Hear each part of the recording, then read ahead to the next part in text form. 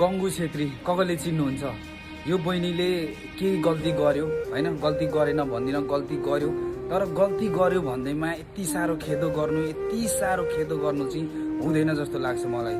यदि गङ्गु छेत्रीको ठाउँमा तिम्रो आफ्नो मान्छे कोही दिदी बहिनी भएको भए के गर्थ्यौ तिमी? सोच त। मान्छे हो यार, गल्ती हुन्छ नि। गल्ती भयो भन्दैमा यति साह्रो खेदो खर्नु चाहिँ हुँदैन क्या। भिडियो सेयर गरिदिएको छ, भिडियो एकअर्कामा सेयर गरेको छ।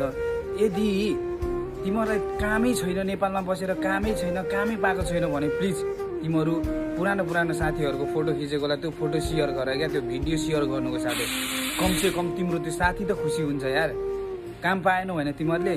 अझ यहाँ त केटीहरू धेरै देखेँ क्या मैले, यस्तो उस्तो रे, यस्तो उस्तो भन्ने। अरे बहिनी, यदि गङ्गु छेत्रीको ठाउँमा तिमी पनि भइदिएको भए के गर्थ्यौ भन त? तिमी केटी भएर केटीको खुट्टा तान्छ भन्छ नि त्यो इबागिरीले, त्यस्तै भइरहेछ क्या यहाँ। केटीहरू धेरै भुकिरहेको छ, केटीहरूले खुट्टा बढी तानिरहेको छ क्या गङ्गु छेत्रीको। यस्तो गर्नु भएन नि त, सपोर्ट गर्नु पऱ्यो नि त, माया गर्नु पऱ्यो नि त। यही हो, केटी भएर एउटा केटीको मर्म बुझेकै हो तिमीहरूले। उसको के गल्ती छ? उसले त विश्वास गर्यो, यस्तो गर्दिन उस्तो गर्दिन भनेर केटाले लोभ लालच देखायो होला, मिल्यो, उनीहरूले गर्यो। तर केटाले घात गर्यो हो नि त। केटाले घात गरेपछि के लाग्छ त उसको? उसले गरे हो त, केटाले घात गरे हो। त्यसैले प्लिज स्टप दिस टपिक है।